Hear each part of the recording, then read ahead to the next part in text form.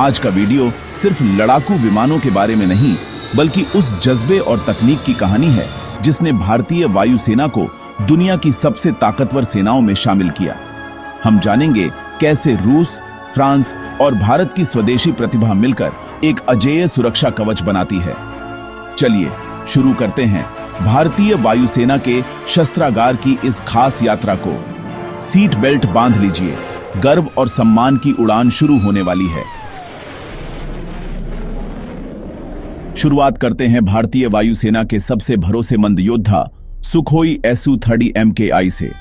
रूस और भारत की साझेदारी में बना यह ट्विन इंजन 2-सीटर मल्टी रोल विमान भारतीय वायुसेना की रीढ़ है।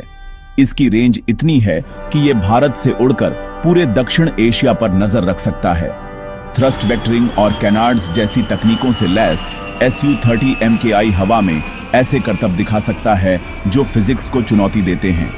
इसका AESR रडार कई लक्ष्यों को ट्रैक और अटैक कर सकता है और ब्रह्मोस जैसी सुपरसोनिक मिसाइलें इसे और घातक बनाती हैं।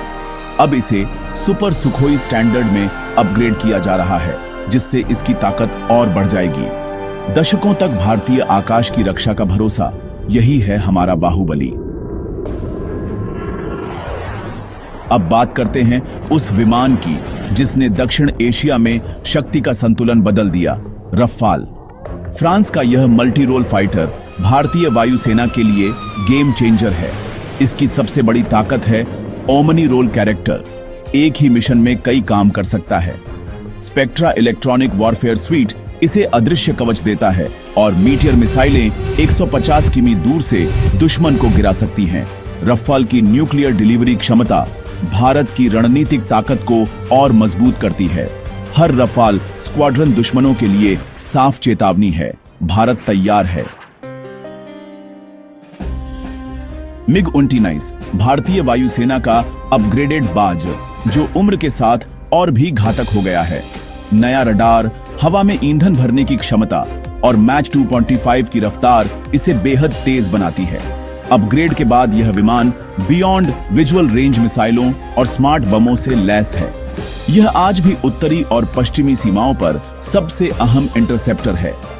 जब भी कोई अज्ञात विमान भारतीय हवाई क्षेत्र में घुसने की कोशिश करता है, MiG-29 सबसे पहले जवाब देता है।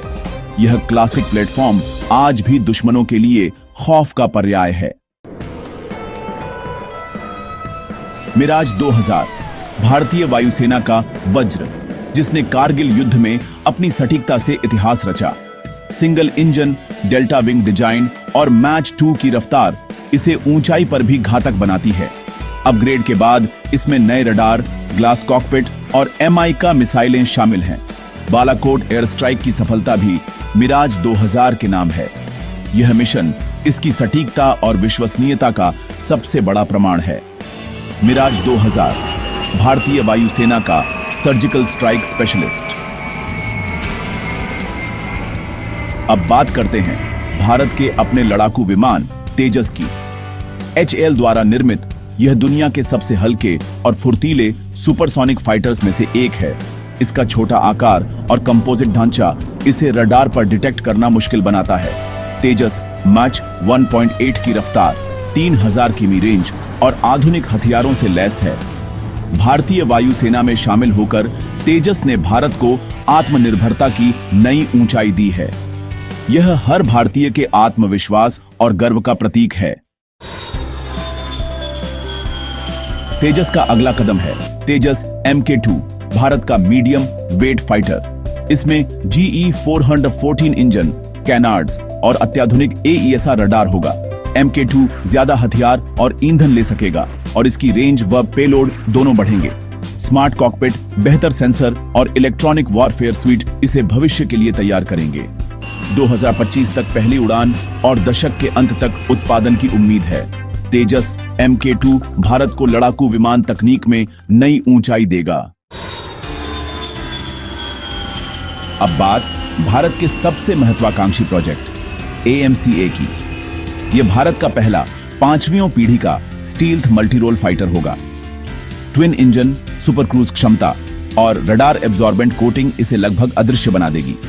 हथियार विमान के अंदर छिपे होंगे जिससे रडार क्रॉस सेक्शन न्यूनतम रहेगा। फ्लाइट कंट्रोल, एआई और डेटा फ्यूजन जैसी तकनीकों से लैस यह एक उड़ता सुपर कंप्यूटर होगा। 2030 के दशक में भारतीय वायुसेना में शामिल होने की उम्मीद है। भारत का स्टील्थ भविष्य। सुखोई की गर्जना से लेकर एएमसीए के सपनों तक भारतीय वायुसेना की शक्ति अद्वितीय है। ये विमान सिर्फ तकनीक नहीं बल्कि देश के गौरव और सुरक्षा के प्रतीक हैं। इनके पीछे है हमारे वैज्ञानिकों और इंजीनियरों की मेहनत और पायलट्स का साहस। जब हम चैन से सोते हैं, कोई आसमान में हमारी रक्षा कर रहा होता है। नभः स्पृशम दीप्तम, गर्व के साथ आकाश को छूना, यही भारतीय वायुसेना का मंत्र है। अगली बार जब कोई फाइटर जेट ऊपर से गुजरे, उसमें भारत की ताकत और विश्वास देखें। हमें अपनी वायुसेना पर गर्व है। जय हिंद।